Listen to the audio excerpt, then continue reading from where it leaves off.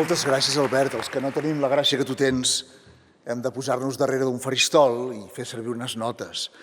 Però sobretot gràcies a les, us hem comptat a l'entrada, a les més de 1.600 persones que sou aquí avui, que inclou socis de la Fundació, participants als estudis, cuidadors, persones diagnosticades, mecenes i empreses. Gràcies també a les autoritats que ens acompanyeu avui, que no us dic tots, perquè si no això fora molt llarg, però moltes gràcies per ser aquí. Gràcies a la ben reeixida representació de la Fundació La Caixa, que fa tants anys que ens dona suport. Gràcies als premiats a la quarta edició. Gràcies als equips de la Fundació Pasqual Maragall i del seu centre de recerca, el Barcelona Beta Brain Research Center. I gràcies, per ser precisos, als 110.222 socis que ara ens donen sentit, ens donen suport i ens fan possibles. A tots vosaltres, moltíssimes gràcies.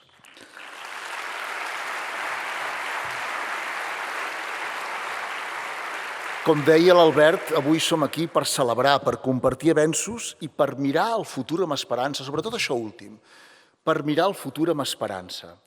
I és que ens passen avui en dia 3 coses que són úniques. 2 són paradoxals i no havien passat mai a la història de la humanitat, i una passa sempre, i és la que ens ha de permetre arreglar les altres 2. Digueu-me si hi penseu una mica, no m'ho digueu ara, era retòric això, Digueu-me quina és la gran notícia dels últims 100 anys, dels últims 125 anys. No és que haguem arribat a la Lluna o tinguem noves fonts d'energia o algun telèfon que funciona bé o que haguem acabat amb el nazisme o que de moment haguem evitat una guerra nuclear. La gran notícia dels últims 125 anys és que el 1900, a nivell planetari, l'esperança de vida de tota la humanitat eren 32 anys. Ara, el 2025, 125 anys després, a nivell planetari, l'esperança de vida de tota la humanitat són uns 73-74 anys. En més d'un segle, en poc més d'un segle, hem guanyat 3-4 mesos de vida cada any. I l'hem guanyat en qualitat. Les persones d'ara de 70 anys estan molt millor que no pas les persones de 70 anys de fa 50 o de fa 100 anys. Aquest canvi no és una casualitat. Aquest canvi és el resultat d'una societat que és lliure, que és pròspera i que inverteix en salut i inverteix en coneixement. Invertir en salut i en coneixement és el que ens ha permès que les persones visquin més i visquin millor. Que aquests milions de persones que viuen més temps visquin amb més qualitat de vida. I això és un èxit, és un motiu d'orgull. Els setantins d'ara, com deia, estan millor que no pas els d'abans, però això amaga una paradoxa també. La paradoxa és que les malalties associades a l'edat van creixent i que ha de canviar la manera en què vivim, la manera que treballem i la manera en què cuidem. La manera en què cuidem també és molt important, perquè hi ha una segona cosa que no havia passat mai a la història de la humanitat. La primera és que vivim més anys que mai.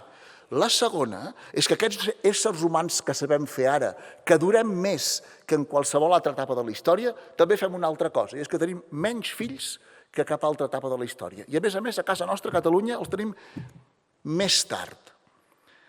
A Catalunya la taxa de fertilitat ara mateix és de 1,1 fills per dona. I aquells fills, a més, arriben més tard que en qualsevol altra època de la història. I aquests fills seran la primera generació cuidadora. Insisteixo en la paradoxa. Vivim més i vivim millor. Però com que tenim menys fills que mai i els tenim més tard, ens trobem que hi haurà menys mans, hi haurà menys braços, hi haurà menys cors per prendre cura d'aquesta gent gran que estem aconseguint que visqui més que mai. Ara mateix ja som, una generació que cuida i necessitem que la societat cuidi de nosaltres, que és equivalent a dir que necessitem prendre cura els uns dels altres. Què hem de fer, doncs, davant d'això? hem d'aplicar la tercera cosa. Aquestes dues coses no havien passat mai a la història de la humanitat, però n'hi ha una que ha passat sempre, que és la mateixa recepta que hem aplicat per poder viure més anys, la mateixa recepta que vam aplicar als anys 80 i 90 per controlar la sida, les malalties infeccioses, l'hepatitis, la mateixa recepta que vam aplicar als 90 i als principis del 2000 per estabilitzar els nostres cors i tenir controlades les malalties cardiovasculars, la mateixa recepta que fa 20 anys que fem servir per haver cronificat el càncer i està a punt de derrotar-lo. Aquesta recepta és fer ciència. La ciència, en tota la història de la humanitat, no ha fallat mai. Cada vegada que els humans li hem donat un problema a la ciència, com dic, cada any, la ciència no s'ha equivocat, no ha fallat mai, sempre l'ha solucionat. Ara la ciència posa 3 condicions. Posa paciència, aquesta la sabem tots, exigeix recursos i exigeix invertir talent. I amb paciència, amb recursos i amb talent, conquerirem aquesta frontera que ens queda ara, la frontera del cervell. Hem de tenir molt present que el que ha passat amb les vacunes, amb el càncer i amb el cor, passarà també amb l'Alzheimer. I, de fet, està passant ja amb l'Alzheimer. Com veurem avui, la ciència ja funciona. La ciència ja ha identificat factors modificables que poden retardar molts anys els casos d'Alzheimer, canvis en els nostres estils de vida. Ja hem descobert com detectar l'Alzheimer precoçment i com fer-ne diagnòstics precisos quan arriba el moment. Ja hem pogut produir els primers fàrmacs que comencen a frenar una mica la malaltia. I per això la resposta de la Fundació Pasqual Maragall davant d'aquest problema paradoxal en el que ens trobem és molt clara.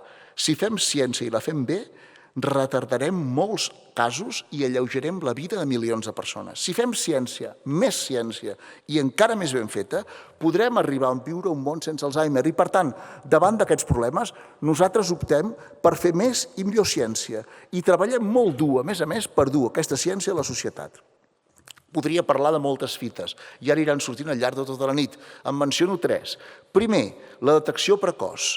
Ja avancem cap a ser capaços de, quan arribi el moment, poder identificar el risc d'Alzheimer amb anàlisis de sang més accessibles, menys invasius i més justos, més accessibles a tothom.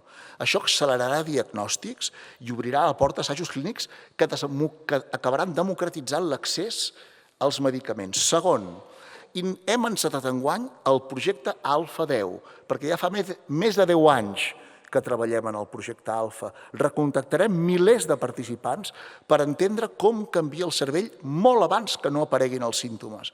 I volem ser capaços de construir un algoritme que ens ajudi a predir amb precisió el risc i el moment de canvi cap a l'etapa primerenca dels primers símptomes, per poder prevenir millor i per poder actuar abans.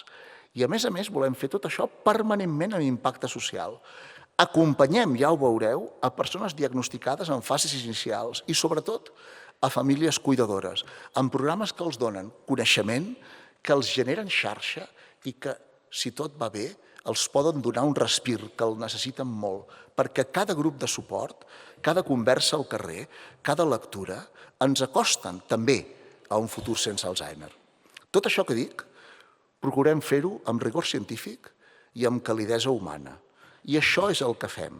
I ho fem gràcies a tots nosaltres. Fem, no nosaltres a la Fundació fem, no. Tots els que som avui aquí, en aquest auditori, fem això. I a tots els que som aquí, com em recordava la Maria Isabel, que la coneixereu d'aquí una estoneta, tot això ens sembla poc. Perquè més que no pas l'orgull per la feina que hem fet fins ara, el que ens ha de moure és la il·lusió i la satisfacció de la feina que ens queda per fer. I en queda molta de feina, molta, sí, però tenim el rumb i tenim el motor per fer-la. I tenim més de 100.000 raons per continuar treballant. Més ciència, més prevenció, més suport a qui cuida. I tot des del rigor, des de la calidesa i des de la complicitat social. Avui celebrarem, avui gaudirem i avui repetirem molt la paraula gràcies. Rebreu tot el nostre agraïment. I jo començo ara. Gràcies pel que hem fet plegats tots aquests anys, però sobretot, moltes gràcies pel que farem junts en el futur. Moltíssimes gràcies.